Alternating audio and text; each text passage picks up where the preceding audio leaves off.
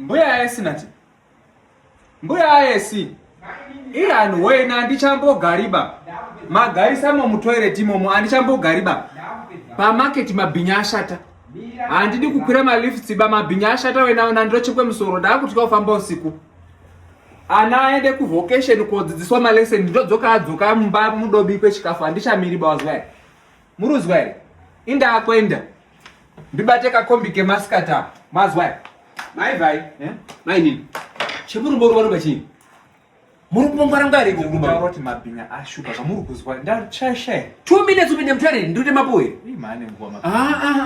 Mai nini? Maite mudungwe. Tose braramu. Ndine mabrama iri panapa mai nini?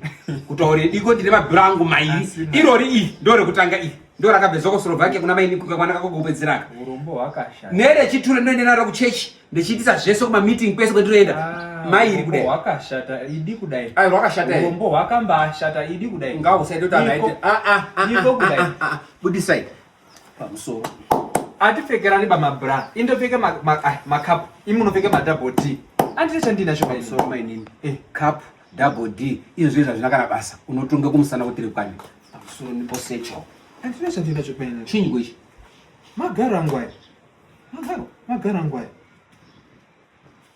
Andina chandina zvikumeko ndakatango barini kubvandi iwe ndakatango barini budisa zvakapa 1 by 1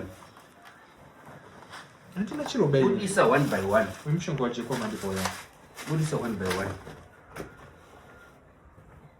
budisa 1 by 1 kwashikuitwa tipa budise 1 by 1 zviro apa mukabhinya roti pane dust ndakati mai nini chitsvuku icho chinyicho icho ipitiko ichi ndo chispirit chamanje kwandi udini chokome manje pai hamuna chirobo musadaro ba maikuru nama inombozi inonoka padrope munhu tigare iripo pa saka uri kuti brara ngururaende andinombobvira ndabata kana chiro hapo andinombobva baba sofa unobva baba sofa mati mune mabra mangani mimi ndine mairi mabra angu mairi angori tum life nerimwe racho saka neka sibisi andi bra ira makafeka Askusadaro baba. Sorry. Sasa nyanya undaro. Iwo wacho unondoshatwa ukuthi unesiri paundo dinje is either waba nje either wahura unonga ino join uchachema babo chini. Sorry. Munyama wezizi kuti pese parasvika muroyi. Sorry. Chirara kwekukwire bhazi mangwana uchandena nasi chirara ingati chirara. Uchire bhazi mangwana ucharibata. Sorry, chirara ingati chirara. Choya ime nini? Mufamba ngwa dzineri. Risha bude. Iwe wacho uchinyanyawo kana. Koma.